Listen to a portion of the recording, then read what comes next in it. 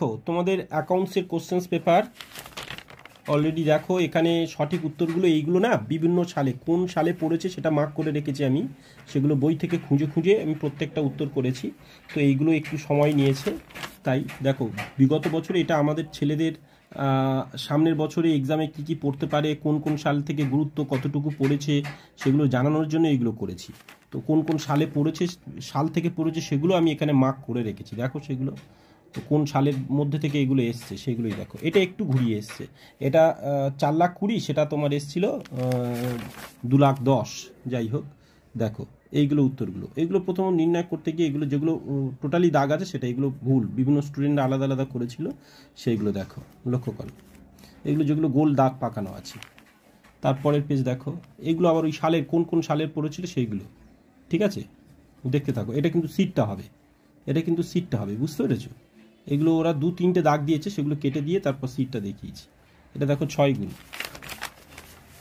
তারপরটা দেখো, এটা 2019 সালে পড়েছে, আবার লক্ষ্য করো। আবার পরটাকে দেখো, এটা 2017 সালে, ওটা 2015 সালে পড়েছে।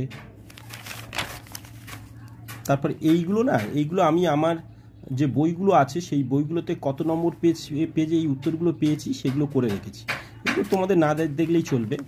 তো যদিও আমি যদি লাইভ ভিডিও আসতাম সেগুলো করে দেখাতে পারতাম এগুলো, কিন্তু এই সব কোন কোন পেজে আছে সব মার্ক করে রেখেছি, যাতে কিনা পরবর্তীকালে আমাদের স্টুডেন্টদের যখন এগুলো করাবো এই পেজগুলো সুবিধা হয়। যেমন এগুলো সব সালের প্রশ্ন থেকে এগুলো দেওয়া ছিল, সব সাল থেকে পড়েছে। যারা আমাদের স্টুডেন্টদের বারবার বলেছিলাম সালের কোশ্চেন্স ভালো করে ফলো করে যেতে, তো তাদের জন্য এগুলো কিন্তু খুব বেটার হচ্ছে। ওইগুলোর কারণ কি, ওইগুলো আমি সাল থেকে মার্কস করে রেখেছি, সেই বিগত 2015 সালের পর থেকে যা যা প্রশ্ন পড়েছে তার ভিতর থেকে ওইগুলোই কিন্তু এসছে।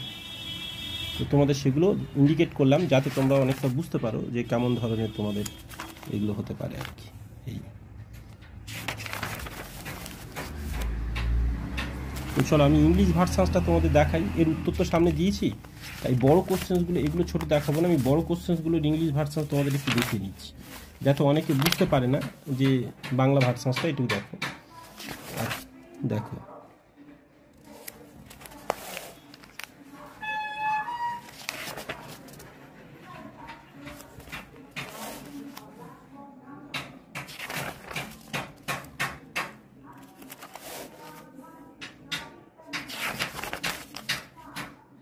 চলো দেখতে থাকো।